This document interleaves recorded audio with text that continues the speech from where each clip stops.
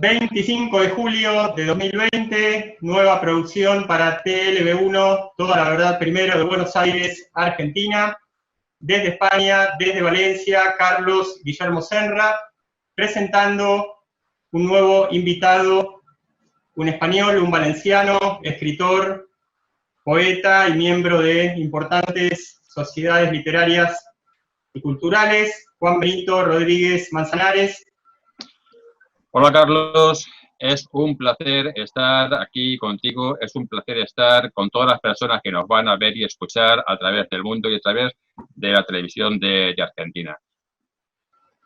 Bueno, Juan Benito, tenemos con que estamos en una época que combina un poco bastante la ingeniería social, con algunas enfermedades también, ¿por qué no reconocerlo? Pero es una cuestión tan acuciante, tan absorbente, que una de las cosas que nos quitó del campo de visión es nada menos que la cultura, que lo artístico, y que la mejor de sus formas es realmente una savia espiritual, individual, una savia espiritual social, y en particular la literatura es algo que nos lleva a un mundo de descubrir vidas ajenas, mentes ajenas, ensanchar nuestra visión del mundo, aprender, por qué no, más de nosotros mismos, estimular la imaginación, admirar la imaginación y el poder creativo de otros. Y nos vamos a embarcar en este reportaje, entre otras cosas, por supuesto, en que como especialista en literatura nos hables de las al menos 3 grandes novelas distópicas del siglo XX, una de las cuales tuve la suerte de que me hayan hecho leerla y estudiarla en el secundario, Un Mundo Feliz. Otra, 1984, es como que un poco forma parte de la vida de la gente, y uno, el que no leyó 1984, algo sabe, algo escuchó. En mi caso, además, investigué sobre el particular sin haber leído la novela.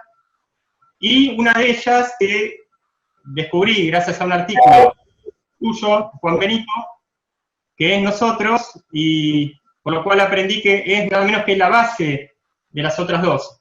Entonces, Juan Benito Rodríguez Manzanares, te paso la palabra en relación a hablar de estas 3 grandes novelas distópicas del siglo XX, Nosotros, Un Mundo Feliz y 1984. Muchas gracias, Carlos, por la introducción que has hecho, y realmente, como bien dices, estamos viviendo actualmente una situación que muchas personas, yo incluido, podríamos decir que es una situación muy orwelliana, o sea, muy pasada o muy extraída de su novela 1984, en la cual plasma un mundo que es casi como el que estamos viviendo actualmente.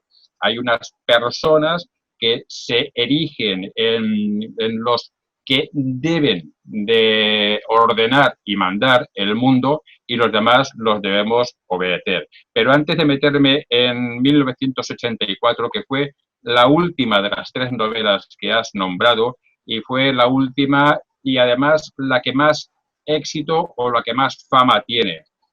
Pero hay 2 previas, una que ya has citado, que es Un Mundo Feliz, de Aldous Huxley, y luego está Nosotros, que es la primera novela que se tiene constancia, o que yo tengo constancia, que habla sobre un mundo distópico. Esta primera novela es del escritor ruso, espera que lo lea, Yevgeny Zayamatin, más o menos, y la escribió en 1924. Esta obra plasma un mundo totalmente basado en intentar deshumanizar a las personas, en intentar deshumanizar todo lo que es la estructura de la sociedad. De hecho, hay un Estado unido, que es el Estado, el único ente que tiene la potestad de poder decir, ordenar y mandar, y todos tienen que obedecerlo, y esto de un ente, un supraente que está por encima de todo, es algo que mantienen las 3 novelas. En Nosotros se llama Estado Unido, en Un Mundo Feliz se llama Estado Mundial, y en 1984 se llama Partido Único. Pero las tres cosas es lo mismo. Es un supraente que es el que tiene la potestad de ordenar, dirigir, mandar, y además no solamente en lo que es la parte exterior, en lo que es en la ciudad, lo que es en la calle, sino incluso en tu casa. En tu casa también intentan dirigirte y mandarte y poner sus normas.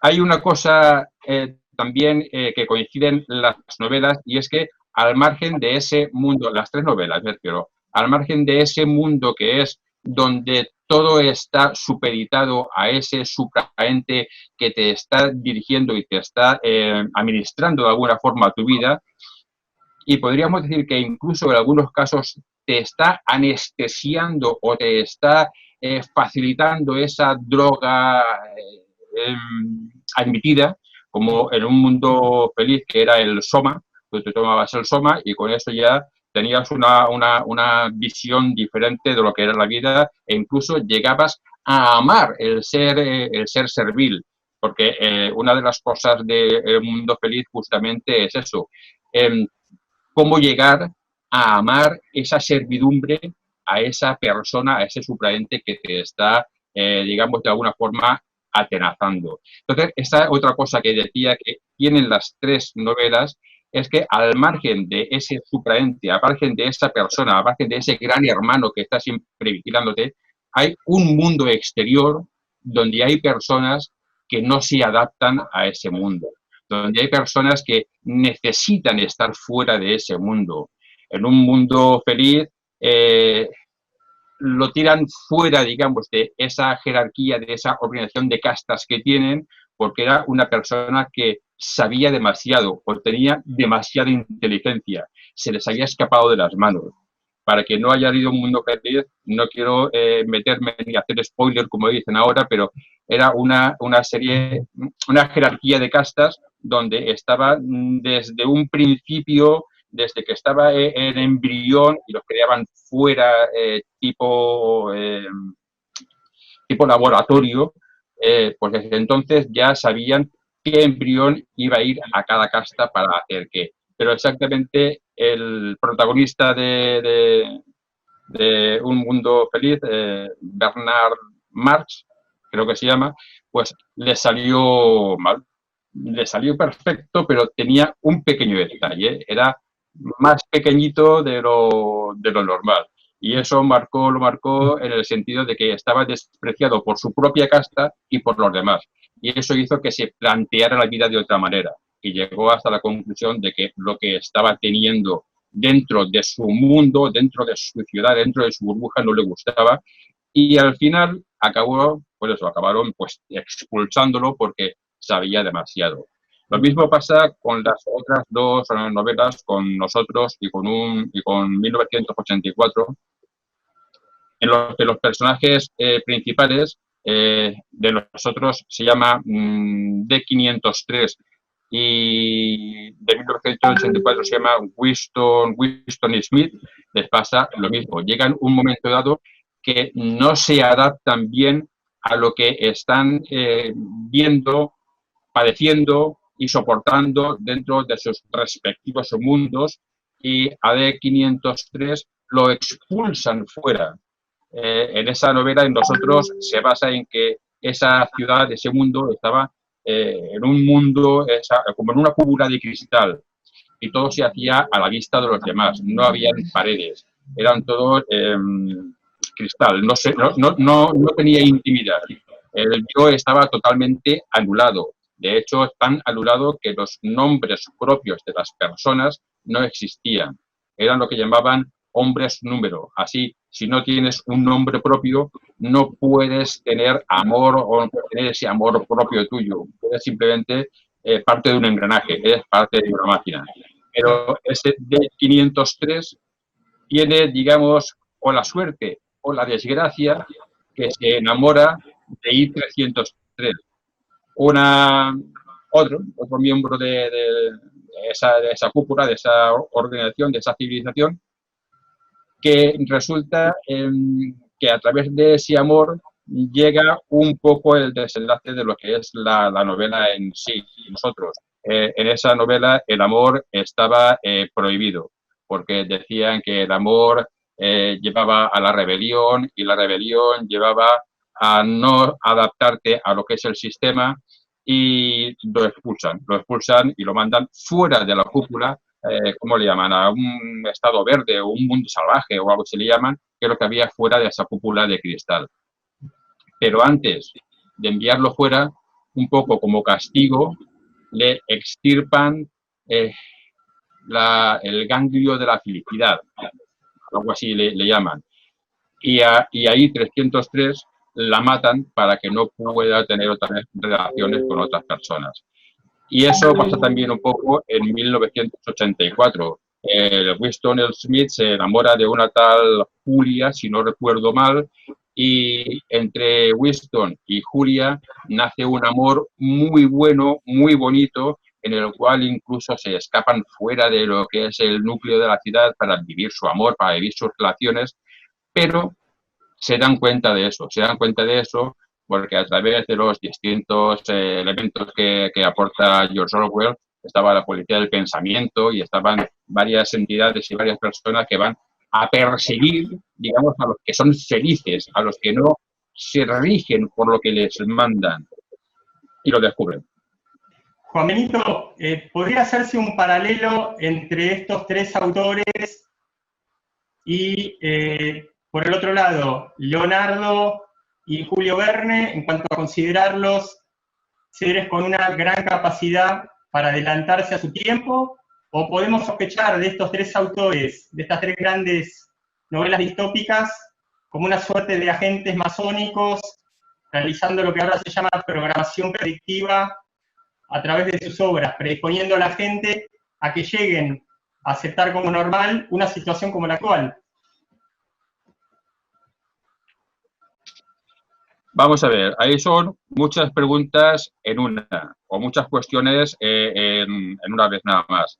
Leonardo da Vinci y Julio Verne realmente fueron dos personas muy adelantadas a su tiempo, fueron personas que hicieron grandes progresos, sobre todo Leonardo da Vinci en muchos aspectos, no solamente en la literatura, fue inventor y fue muchísimas cosas, pero que yo sepa, ninguno de los dos hizo algo parecido a lo que hicieron estos tres autores con estos tres libros, de predecir un mundo distópico. Hacían, sobre todo Julio Verne, mucha novela de ficción, que algunas pueden llegar a ser algún día por realidad, algunos incluso se han hecho o dicen que se han hecho realidad, con lo de viaje a la luna y demás, pero no en el sentido que estas tres novelas que estamos comentando hoy tienen. Es otro nivel de hacer las obras.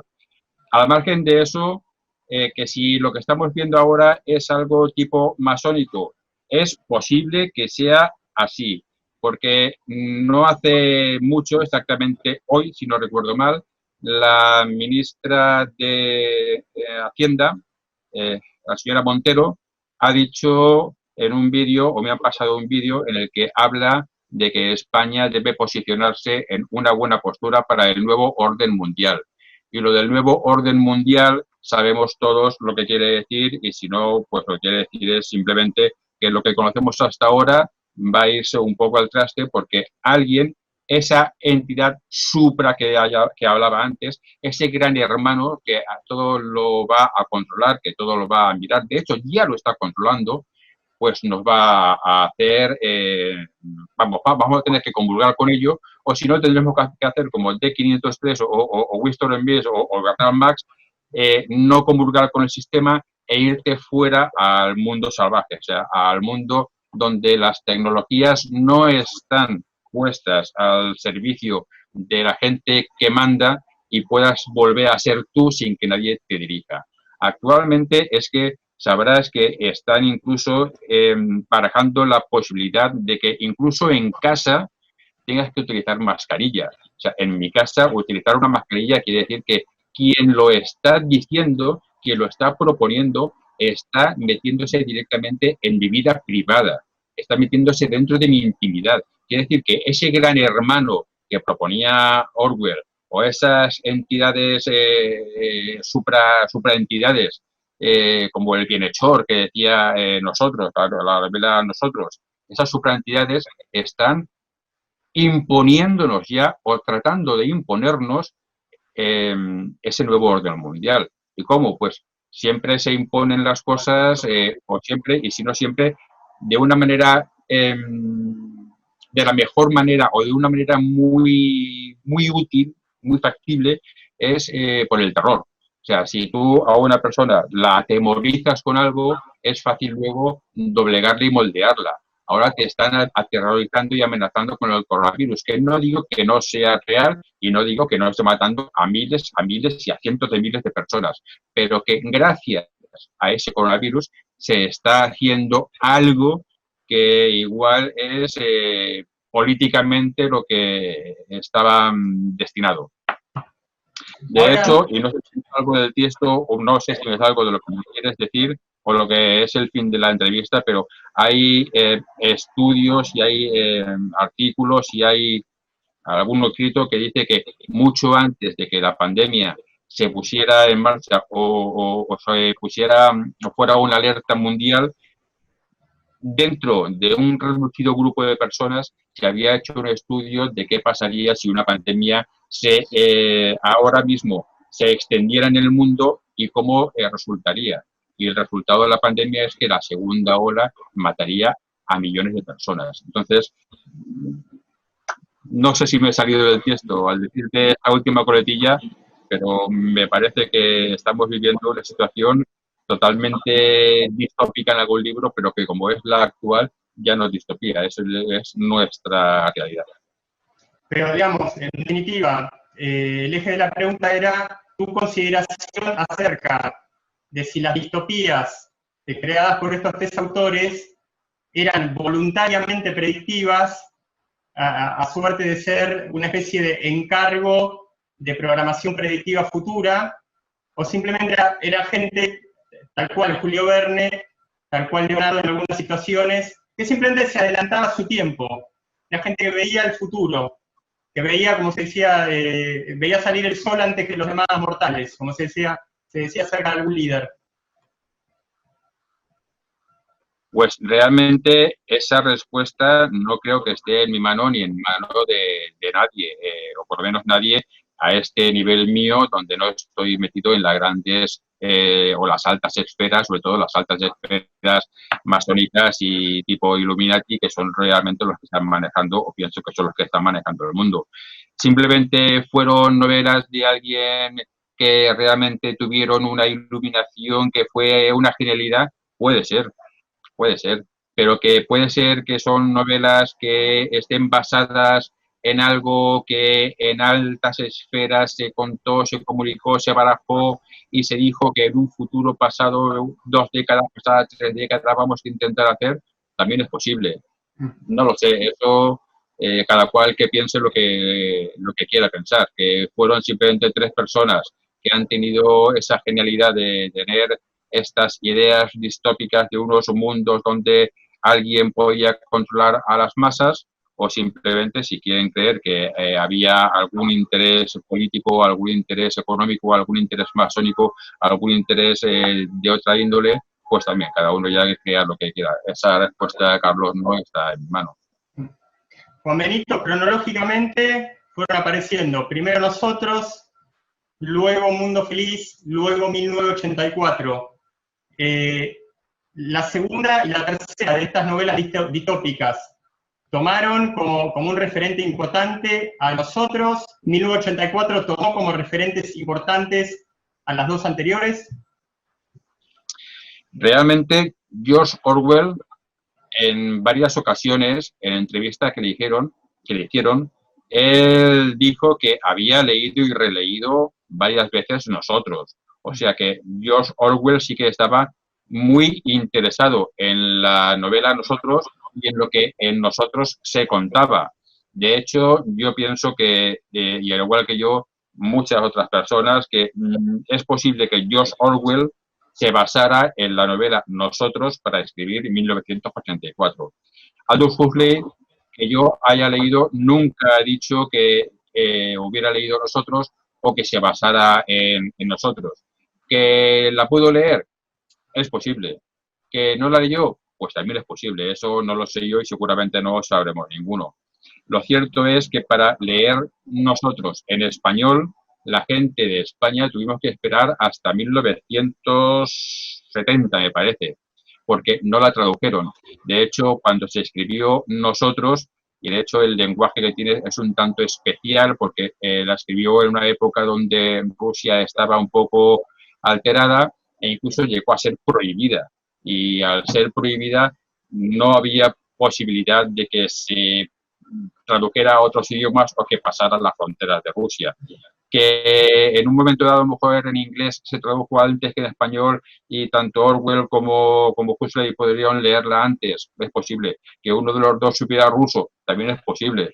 Pero realmente, centrando un poco en lo que has preguntado, sí que es posible que Orwell se basara en nosotros. De hecho, es que hay muchos paralelismos. O sea, si tú lees las dos novelas, te darás cuenta de que en todos los personajes de George Orwell, de 1984, hay un personaje de nosotros que es equivalente. Eso no ocurre con Aldous Huxley, con Un mundo feliz.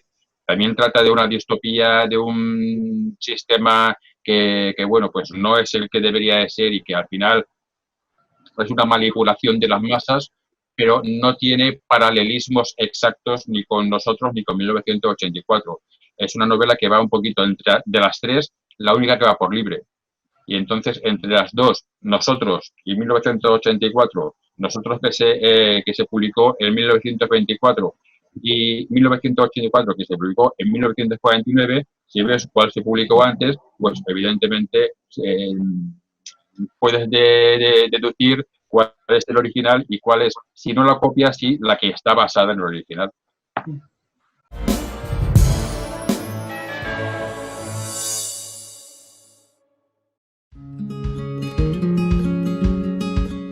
Residencia de Los Ángeles es un hogar para adultos mayores habilitado en la ciudad de Buenos Aires, cuyo objetivo es la atención y cuidado de pacientes de la tercera edad. Más de 30 años de experiencia nos respaldan.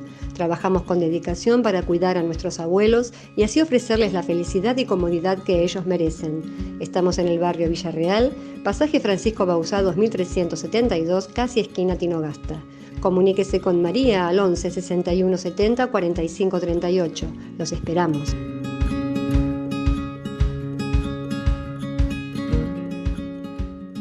Imperium News. El primer diario de noticias cristocéntrico. Si querés conocer la verdad sin eufemismos y cuáles son los verdaderos poderes que están detrás de todo. Si nunca escuchaste hablar del globalismo cabalista ni del sionismo internacional, Imperium News es el medio que tenés que leer. imperiumnews.net.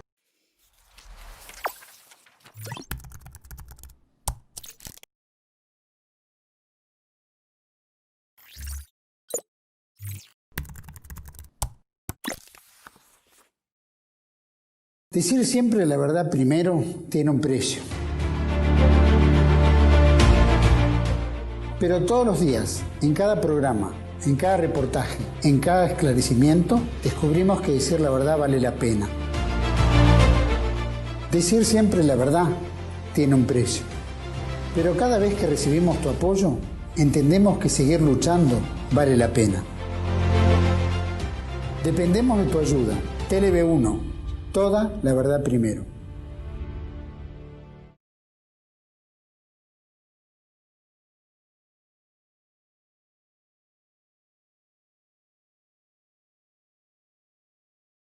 Bienvenidos a CEPA, Centro de Estudios del Pensamiento Americano. Nuevo sitio web de cursos de formación en política, filosofía, historia, literatura, geopolítica, religión, psicología y más. Cursos de formación que reflejan el verdadero pensamiento americano. Lo invitamos a elegir el curso de su agrado ingresando en www.cepa.la.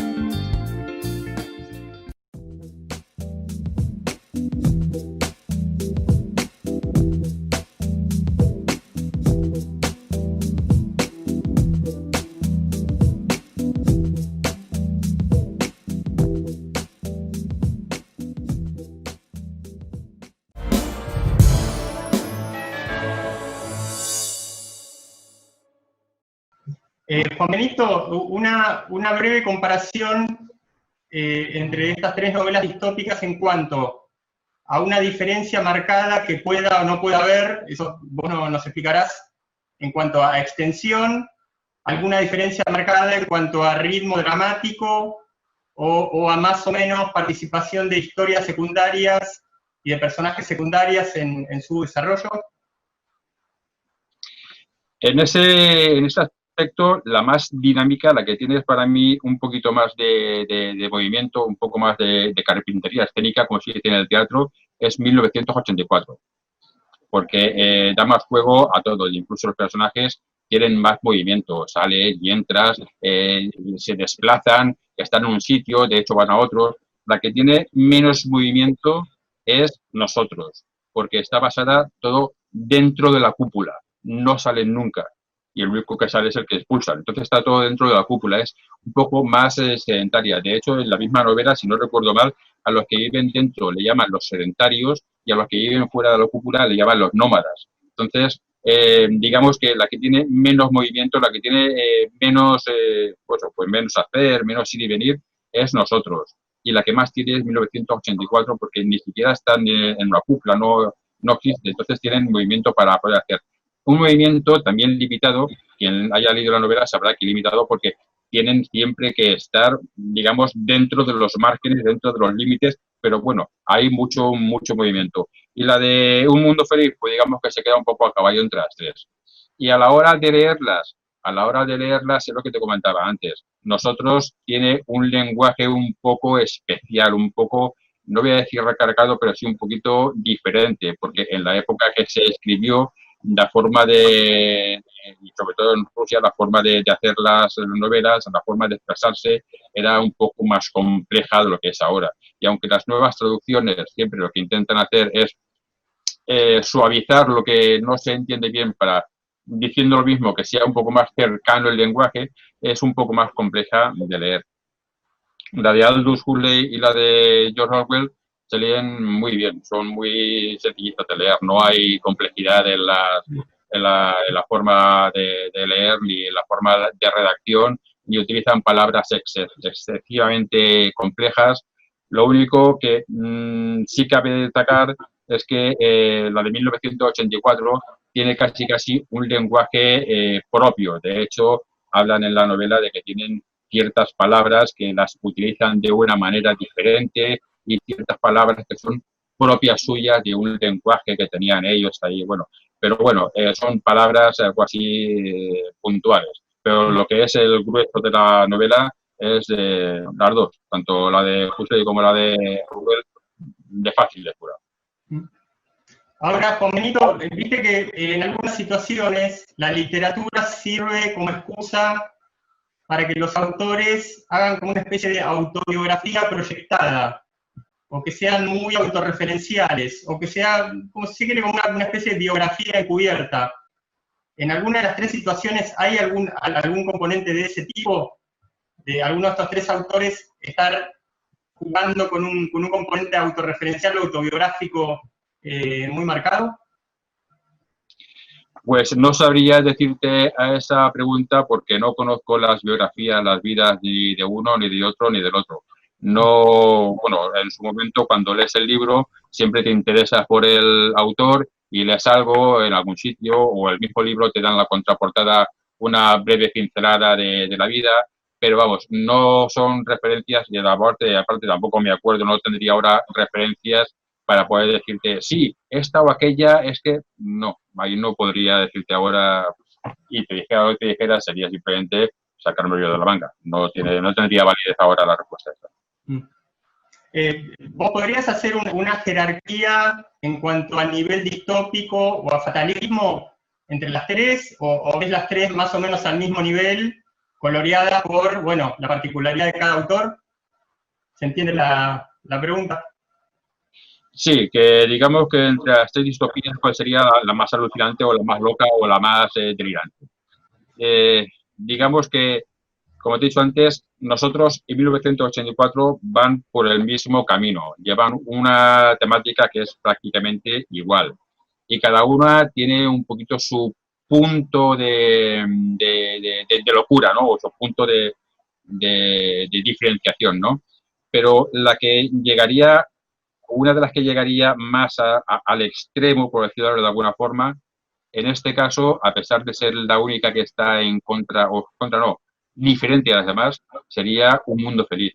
Porque Un Mundo Feliz no solamente te dice lo que tienes que hacer, cómo lo tienes que hacer y de qué forma lo tienes que hacer, sino que a las propias personas genéticamente las modifican para que cada una sea lo que debe ser.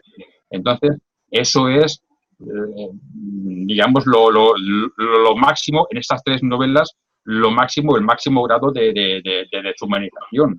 De hecho, en la novela esta, En Un Mundo Feliz, habían varias castas y la primera, la más lista, la más inteligente, eran los alfas. Los alfas eran los que iban a ser dirigentes, eran los más listos, eran los más, bueno, los más de todos. Luego estaban los beta, estaban los gamma, estaban los epsilon. Los epsilon eran los últimos, que eran los que ya eran, digamos, el rebus, lo que ya, vamos, lo que no vale la pena y eran los que trabajaban para todo lo demás, ¿vale? Los betas que estaban debajo sería lo que ahora sería el funcionariado, ¿no? Primero están los que mandan, los que dirigen, luego está el funcionariado y luego van bajando hasta ser los epsilon, que sería pues la mano de obra no cualificada, ¿no? Los que están ahí un poco al montón. Entonces, de las tres, yo pienso que la que va más allá es Un Mundo Feliz, porque ya no es solamente te dice, como decía antes, qué debes hacer, cuándo debes hacerlo y cómo debes hacerlo, sino que incluso las personas la modifican genéticamente para que cada una sea lo que debe ser y obre en consecuencia a lo que es. Me parece que eso ya es, de las tres novelas, el colmo. Luego, si hay que poner una segunda y una tercera, la segunda sería Nosotros, porque en Nosotros incluso les prohíben tener nombres propios y al no poder tener nombres propios, como comentaba antes, que deshumanizan más. Eso es como si tú tienes una mascota, ¿no? Y a la mascota no le pones nombre. Tienes un perro y no le llamas nada más que perro, ven aquí. No entiendes ese enlace, digamos, de cariño. Pero tú, si a tu mascota le pones Firulais y le llamas Firulais, ven aquí, Firulais, ya estás enlazando, estás teniendo ahí un roce, estás teniendo un cariño, estás teniendo unos lazos que te van a unir a Firulais, ¿vale? Entonces, no tener nombre es algo totalmente deshumanizador. O sea, que si hubiera, digamos, algún rango, alguna escala, algún baremo de cuál es, digamos, la más distópica y la menos, bajo el punto de vista que no tiene por qué coincidir con el punto de vista de nadie más, solamente el mío, sería Un Mundo Feliz, Nosotros y 1984. Yo, Juan Benito, me permito comentar que tengo que resaltar algo que me haya impresionado del conjunto de las tres, es que se me quedó borrado a fuego de la adolescencia cuando me hicieron leer, gracias a Dios, Un Mundo Feliz, aquella escena del cine sensible, donde la gente se sienta en una butaca de cine y tiene como un mecanismo, ahí no dice electrónico, pero bueno, un mecanismo por el cual apoya sus dedos en algo que le transmite sensaciones, le transmite temperaturas, le transmite sonidos. Recuerdo eso, lo del cine sensible. Vos, si tuvieras que resaltar algo que te haya pegado, así como me pegó a mí, resumiendo de las tres, esta cuestión del cine sensible, ¿qué es lo que a vos te impresionó del conjunto de las tres? Lo más insólito que rescates. Pues te puedo decir que la primera que leí fue Un Mundo Feliz, luego leí Nosotros y la última que he leído ha sido 1984. Entonces, la que tengo más cercana en recuerdos es 1984 para centrar alguna escena. Y una de las escenas que en 1984 me llamó mucho la atención es una de las escapadas que hacen Winston Smith y Julia para tener relaciones sexuales, para poder culminar, pero que llega un momento dado que se ven tan desbordados por la situación donde están inmersos que no llegan a hacer nada. Simplemente se quedan parados. Por miedo, así lo ven y se quedan parados. Entonces eso me llama la atención porque buscan dónde y cómo y de qué manera y al final no hacen nada. Y en esa misma novela, digamos que una de las últimas frases también me llamó mucho la atención, porque una de las últimas frases, cuando ya el amor entre los dos, entre Winston y Furia, ya no puede ser, el protagonista admite que ya no ama a Julia, sino a quien ama es a Gran Hermano. Ama al que lo está sometiendo. Es algo así como un poco el síndrome de Estocolmo. Llegas a amar a quien te está, pues eso, a quien te está fastidiando. Juan Benito, ¿hay alguna otra obra distópica conocida en la lengua que fuere? Pues que yo sepa o recuerde ahora, no, pero imagino que sí que habrán, bueno, tendrán que haber más seguro, no sé en qué cantidad, pero tendrán que haber más seguro. Lo que pasa es que unas pues llegan a ser conocidas y pasan a un nivel mundial y todo el mundo más o menos las conocemos, aunque más o menos de cerca o más o menos de lejos, y otras que a lo mejor pues el autor no ha tenido esta suerte de pasar a un nivel mundial y no son conocidas. Pero imagino que sí, que tendrán que haber más. No solamente habrán 3 en toda la historia de la humanidad que llevamos escribiendo libros, imagino que habrán más. Pero no sé, yo no conozco más ahora, no me viene ninguna más a la cabeza ahora. Juan Benito, estamos hablando nada menos que con un especialista en literatura, escritor y poeta valenciano, y me permito tanto para aprender más yo como para que le expliques un poco al público de Argentina. ¿Quién fue Vicente Blasco Ibáñez? ¿Y por qué es supuestamente el gran escritor valenciano y quizás de los principales en lengua española? Vicente Blasco Ibáñez fue una figura totalmente carismática en su tiempo y debido a ese carisma, debido a esa impronta suya, ha pasado a la historia y seguramente ya no va a salir nunca de la historia. Vicente Blasco Ibáñez podría decir 2 pinceladas de su vida, que fue político, estuvo dentro de la política, fue republicano, de carácter republicano, llevaba en su corazón siempre la república, fue creador de algunos medios de comunicación como el Pueblo, el diario Pueblo fue creado por él, que luego cambió de nombre. Perdona, acaba de salir.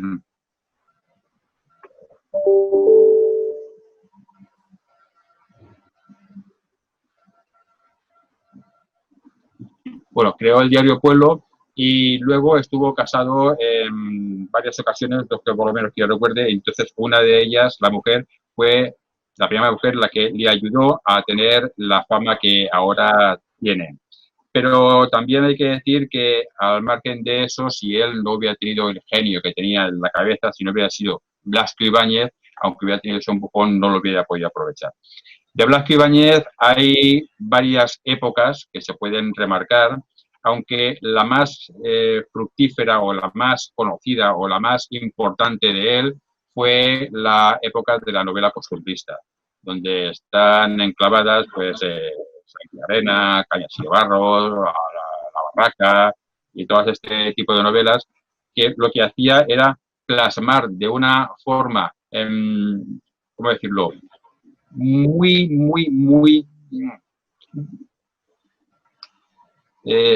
de una forma muy desmenuzada, te contaba, te describía los paisajes de la época, pero no solamente los paisajes de la época, sino las personas, cómo vivían en esa época, las costumbres de esa época y cómo en ese momento histórico donde él enclava sus novelas se desarrollaba la vida en ese momento. Entonces, sus novelas de la parte de la época costumbrista tienen, aparte de su valor como novela, ¿no?, de que te cuenta pues que, bueno, cómo se llegó a tener, no sé, a intentar cegar la albufera llenándola con sacos, o en la otra que sí, la barraca te la quemo porque venía, o sea, aparte de sus novelas, de sus historias, tienen un valor muy alto a la hora de tener un registro histórico de cómo se vivía en aquellos tiempos. Y siempre el registro histórico es importante porque te da un poco la visión de cómo se vivía en cierta época de la historia.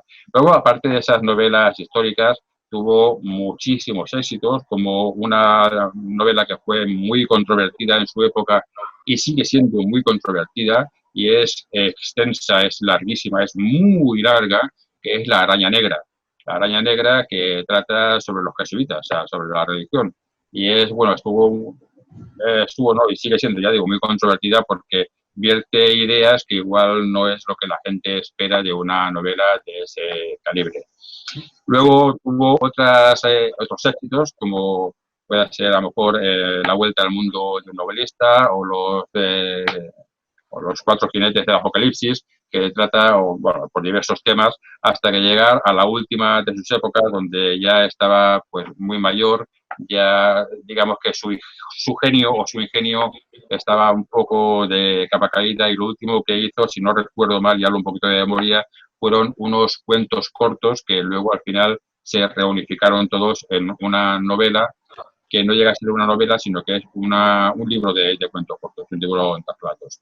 Pero la figura de Vicente Blasco Ibáñez es una figura que ya no solamente en Valencia está considerada y reconocida, sino que a nivel mundial es una de las grandes figuras que están reconocidas. Ya no sé si decir, y esto me lo saco de la manga, a nivel de Cervantes, que es, digamos, no sé, el buque insignia, ¿no?, de lo que es la literatura española, pero si no está a su nivel, está muy, muy cercano. Realmente Blasco Ibáñez es una figura a tener en cuenta y a leerla. Y si quieres leerte toda la literatura de Blasco Ibáñez, tienes para un buen ratito. Escribió muchísimas novelas. Ya hablo de memoria, te digo, pero parece que están sobre 30 novelas o algo así lo que escribió. Fue muchísimo lo que escribió, sí. Y algunas, ya digo, muy extensas, para cogerlas con tranquilidad y leerlas con tranquilidad. Con Benito, ¿qué es una real orden literaria y nada menos como la tuya? Bueno, pues realmente yo lo que creé en un principio junto a un grupo de personas, nos reunimos un grupo de personas para crear algo que no fuera una asociación normal al uso de lo que se pone asociación de poetas, no sé cuántos, sino que fuera un poco más elevado, que fuera algo más. Entonces, le quisimos dar el rango de orden. Sigue siendo una asociación, porque ahora incluso las órdenes de toda la vida tienen que tener digamos, el registro legal de asociación, porque ya no es lo mismo que una orden en la Edad Media. Entonces, sigue siendo una asociación, pero con el nombre de orden. Le dimos a todos los cargos un nombre medieval y entonces empezamos a funcionar dándole a esa asociación una capa, poniéndole una capa como las órdenes al estilo medieval. Luego, con el paso del tiempo, hemos tenido pues mucha gente que se ha ido incorporando a nuestra orden.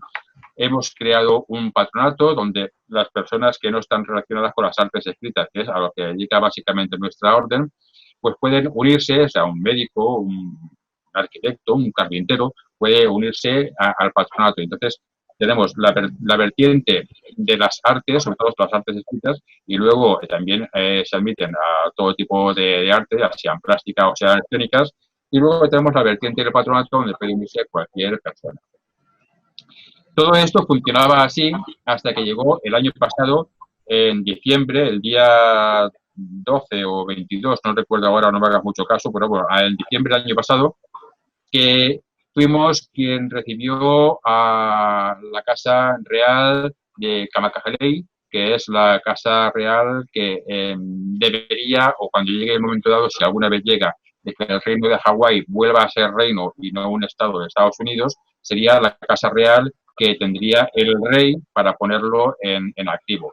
Entonces, nosotros recibimos a la Casa Real de Camacajellei en Valencia, hicimos un acto muy bonito en el Hotel Senator, y a partir de ahí hablamos, de hecho tenemos muy buena relación tanto con el príncipe de África, que es el futuro, sí, el futuro rey, si en caso de que mañana por la mañana Hawái volviera a ser reino, y de su esposa, la princesa Anna Baker.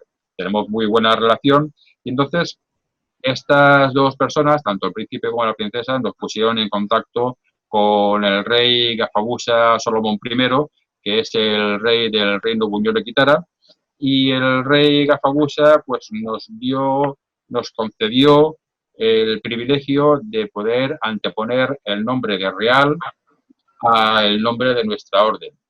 Esto te lo tiene que dar, como imagino que la mayoría de la gente que nos escuche, que nos oiga, que nos vea, sabrá, te lo tiene que dar un rey y con el registro protocolario correcto para que en un momento dado, si alguien te dice, oye, pero real, tú tengas el documento en la mano para poder decir real, porque realmente lo tenemos, ¿no? Porque eso es importante. No puedes ponerte el nombre de real si no tienes la capacidad para poder hacerlo.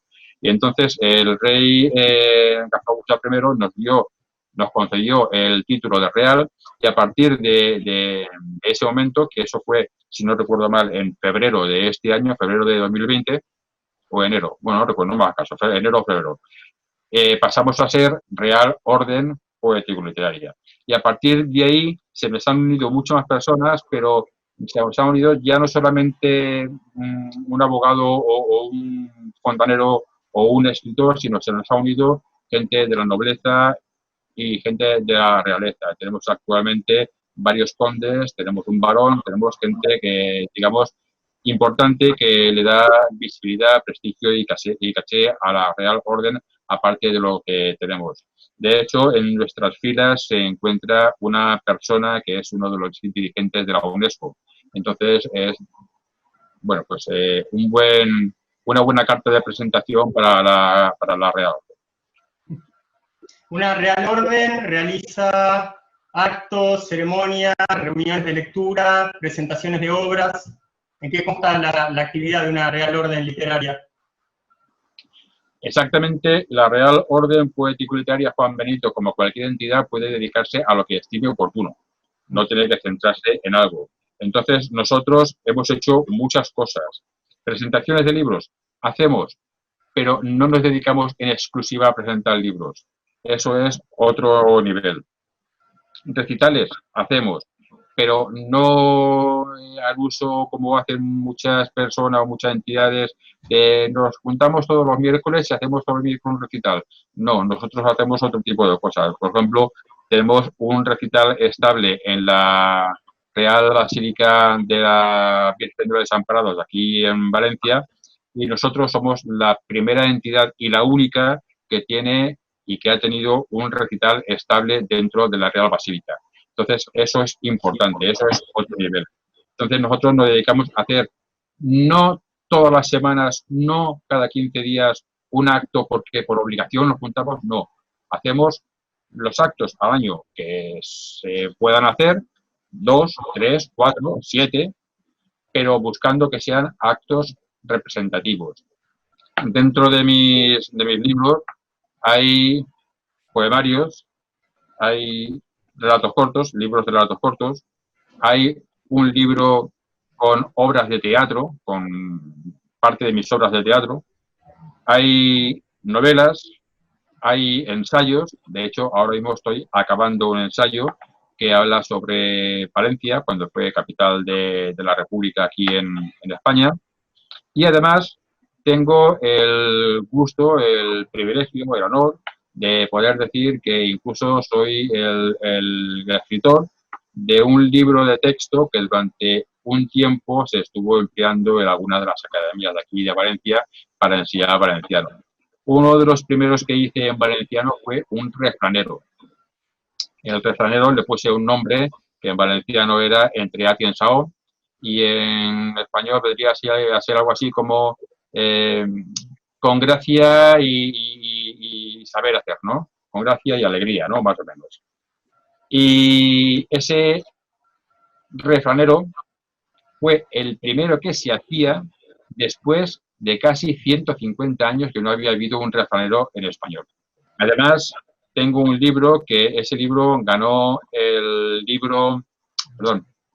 premio a la mejor obra de temática valenciana en la Asociación Cardona y Vive de Castellón, que es Parlem, subtitulado Entre bones paraules. Y en español es Hablemos, entre buenas palabras. Y ese libro, Parlem, es el primer y único libro de estilo que ha habido en la lengua valenciana. Y recalco el primer y único libro porque todas las lenguas tienen un libro que bien puede llamarse libro de estilo, bien puede llamarse libro de costumbres, bien puede llamarse como se quiera, pero es un libro donde te dice unas directrices de cómo se habla esa lengua, de cómo se debe de expresar uno en esa lengua, de qué es lo que es bueno o correcto decir y qué no es bueno o no es correcto decir, que eso no es un diccionario y que eso no tiene nada que ver con los diccionarios. Y todas las lenguas lo tienen, pero el valenciano no lo tenía. Y como no lo tenía, pues un día me puse a redactarlo. Y cuando lo acabé, lo presenté a un premio, antes de publicarlo, hasta publicado ya hace años, pero lo presenté a un premio y ganó. Y ganó, yo creo que en gran medida porque era el primero que había, es que no había otro. Entonces, simplemente por la novedad que era para la lengua valenciana, pues bueno, pues tenía que tener un reconocimiento. Luego, dentro de la lengua valenciana, también tengo un libro con un título un tanto curioso que se llama, en valenciano, La llengua valenciana desde fa un milió d'anys. En español sería La lengua valenciana desde hace 1 millón de años, pero evidentemente la lengua valenciana, ni ninguna lengua, se hablaba hace 1 millón de años. Lo que intento hacer con ese libro es, desde que la península ibérica era simplemente un erial donde no había nada, todo vacío, con 4 animales y 2 pájaros, empezar a situar todos los pueblos que vinieron a invadir o a intentar reconquistar las tierras que conforman Valencia. Yo me centré en Valencia, lo que era la provincia de Valencia, la región valenciana. Y entonces fui situando en ella, pues, cartagineses, romanos, íberos, y todos los más que iban viviendo, los godos, los visigodos, tal. Y al final, de ir situándolos a todos, cada uno lo que iba dejando o lo que iba aportando, ¿no? Su impronta, ¿no? Unas palabras, aquel unas expresiones, aquel un signario, aquel un silabario, aquel tal, hasta que al final llegamos a los últimos capítulos, que es donde realmente hablo de la lengua valenciana cuando ya se empezó a conformar.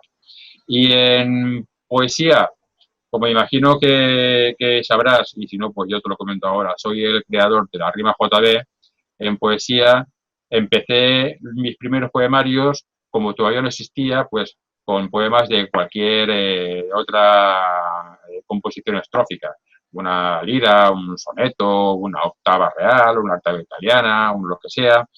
Y a partir de que la rima JB, que empezó en 2009, empezó a tener una repercusión y empezó a tener pues un recorrido y empezó a tener unos seguidores, pues fui componiendo más y más y más en rima JB hasta que el último, que no es el último que he escrito, tengo varios ahí en cartera, pero vamos, no se puede publicar todo, pero el último publicado es solamente con poesías en rima JB, de que la lengua valenciana tiene su propio recorrido, tiene su propia forma de haberse creado y nace espontáneamente y no tiene nada que ver con la catalana.